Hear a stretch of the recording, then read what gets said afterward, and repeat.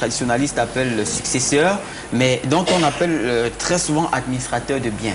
Administrateur de biens, est-ce que c'est reconnu? Est-ce que forcément, lorsqu'on vous a légué le pouvoir successoral, vous êtes l'administrateur de biens? Sur le plan de la tradition, je crois que le patriarche a été assez clair. Le successeur, il a bien dit, c'est celui qui est chargé d'administrer des biens au profit de tous les autres enfants, de tous les autres héritiers. C'est ça, c'est sur le plan, le successeur. On peut également, avec l'intervention du prince, dit très bien, c'est également lui, le successeur, qui va remplacer le défunt dans les sociétés secrètes ou toutes les autres organisations auxquelles il était affilié. Maintenant, quand on vient sur le droit écrit, ce successeur-là ne sera pas appelé successeur, on pourra le désigner comme l'administrateur des biens, celui qui est en charge d'administrer, c'est-à-dire s'en occuper, mais il a également l'obligation de rendre compte à tous les autres héritiers, enfin les autres co-héritiers, s'il y en a, parce qu'il peut se trouver qu'il est le fils unique. Donc voilà la situation. Il faut bien comprendre que lorsque, sur le plan traditionnel, on parle de successeur, c'est en train des obligations qui échappent peut-être au droit écrit, notamment les fréquentations, le remplacement du défunt dans les sociétés secrètes et autres obligations matrimoniales sur le plan traditionnel, sur le plan coutumier. Mais lorsqu'on revient en droit écrit, tous les enfants sont héritiers au même titre. Ils ont les mêmes droits, ils ont les mêmes devoirs. Maintenant, dans le cadre de la gestion des biens laissés par le défunt, par le découjus, le tribunal va désigner un ou plusieurs administrateurs chargés d'administrer des biens. Ils n'ont pas le droit d'aliéner, de céder. Pour pouvoir céder ou vendre un bien qui appartient non à une succession, ils doivent ou il doit obtenir l'avis et l'accord de tous les autres. Parce que, ça c'est aussi peut-être pour embrayer sur notre plan, lorsque un bien est dans une succession, il se trouve en indivision successorale. Ça veut dire que vous êtes tous copropriétaires de ce bien-là. Et le droit interdit, il faut que ce soit peut-être une information à l'attention de tout le monde, que tant qu'un bien en indivision successorale, sa vente est interdite. Il faut le savoir. S'il arrive qu'un co-héritier vende un bien en indivision à l'insu des autres, cette vente-là est nulle. Un bien en indivision, il faut bien que les gens comprennent. L'indivision, c'est oui, ce bien appartient. Il n'y a pas encore eu de partage. Personne n'a encore eu sa part dans la succession. Très bien. Voilà, donc voilà ce que je pourrais dire assez rapidement. Ok, bien, c'était une bonne précision. Évoqué. Voilà, c'était une bonne précision sur la question. Maintenant, il y a le deuxième volet de la question de Charles Hamel. Qu'en est-il maintenant, toujours sur le terrain de la désignation des successeurs ou bien des administrateurs du bien? Qu'en est-il des situations familiales où il y a des filles qui ne vont pas en mariage? Dans ce cas, quelle est leur place dans les biens que vous autres vous léguez? Non, quand la fille ne va pas en mariage, elle reste chez le père. Elle reste chez son père. Quand elle ne va pas en mariage, elle reste dans sa chambre, elle reste là où le père l'a laissée. On ne peut pas, parce qu'elle n'est pas allée en mariage, la bouter hors. Non, il n'en est rien.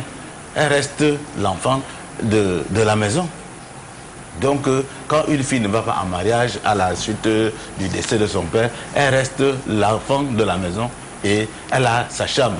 Quand tu as dit qu'un bien quelconque, parce que sa chambre, c'est là où elle dort. Elle n'a pas, si c'est un terrain, on ne peut pas partager pour lui en donner une partie ou une parcelle ou quoi que ce soit. Elle a juste où se reposer. C'est de ça qu'il s'agit. Même si ce n'est pas ce que dit la loi. Non, nous ne sommes pas d'accord avec ce que dit la loi parce que c'est effectivement cette loi-là, qui apporte beaucoup de problèmes. Qui apporte beaucoup de problèmes. Bon, je voudrais ajouter, maître, excusez. D'accord, patriarche. Je voudrais vous poser une question. Oui, patriarche.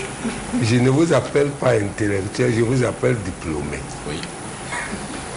Est-ce que 1 égale 23 1 égale 23?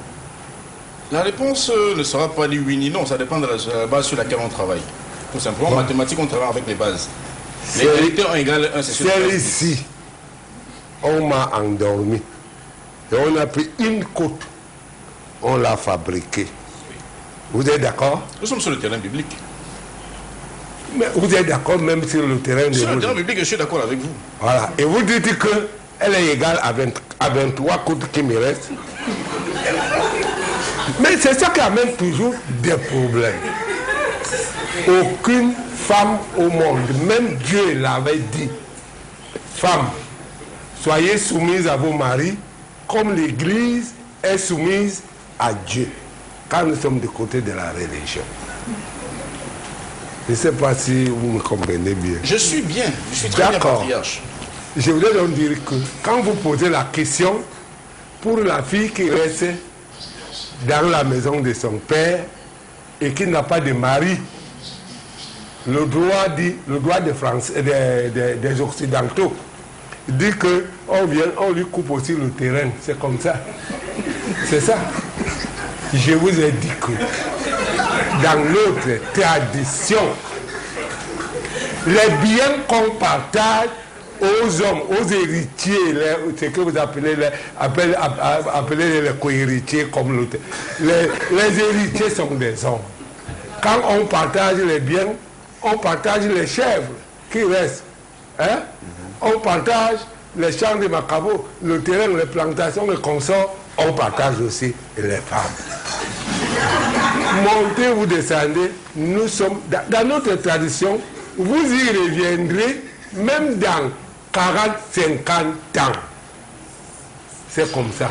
Okay. N'amenez pas de troubles en faisant espérer à ces filles qui sont là-bas qu'elles sont égales à l'homme. À l'homme. Jamais. Ok. Maître, oui, je voudrais répondre en partant de la situation de la veuve que j'ai en face de moi. Oui. Il ne faudrait pas que dans les quartiers ou bien que les gens se rendent justice sur le fondement des prétentions ou des interventions que j'ai entendues sur ce plateau. La question est réglée en droit camerounais. Lorsqu'il y a un conflit entre la coutume et les dispositions du droit écrit, c'est clair, c'est net, ce sont les dispositions du droit écrit qui prévalent. La Constitution a posé, ce n'est pas le droit des Français ou des Blancs, c'est la Constitution de notre pays à laquelle nous tous nous sommes soumis, en commençant par le premier d'entre nous. Encore, pareil pour le patriarche. Voilà. Le principe d'égalité entre l'homme et la femme.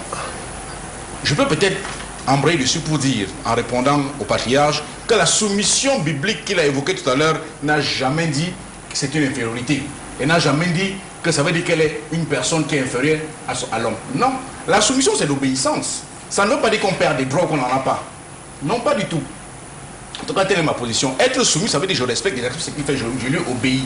Mais ça ne veut pas dire que je n'ai pas de droit.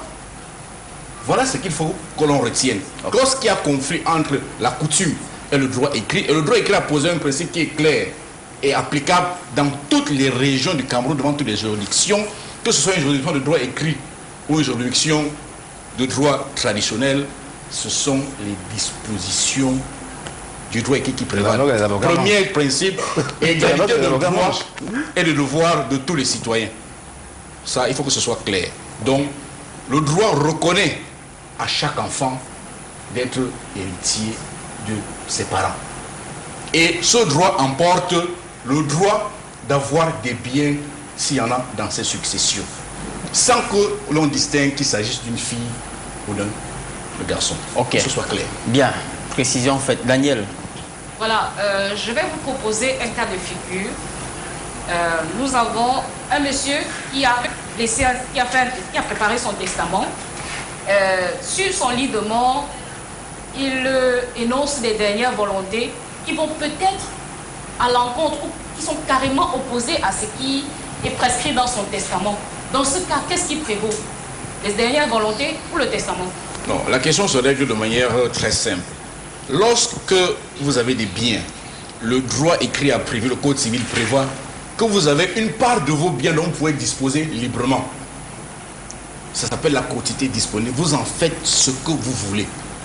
Dans ce que vous avez comme bien. Si c'est une somme de 100, on peut dire qu'il y a 10%, vous en faites ce que vous voulez. Vous pouvez donner une organisation, vous pouvez donner à quelqu'un d'autre qui n'est même pas votre enfant. Il y a par contre ce qu'on appelle la réserve, qui constitue la part des biens que l'on ne peut pas réduire. Et cette part des biens dépend du nombre d'enfants que vous avez, selon que ce soit 1, 2, 3, 4 ou plusieurs. Dans ce cas-là, cette réserve-là est déterminée en fonction du nombre d'enfants. Donc, les dispositions du testament que vous pourrez laisser, si elles heurtent les dispositions du Code civil, on va appliquer les dispositions du Code civil. On va refuter, on va les écarter, les dispositions du testament. Je ne sais pas si elle répondait à votre question, Daniel. Ok. Oui, je voudrais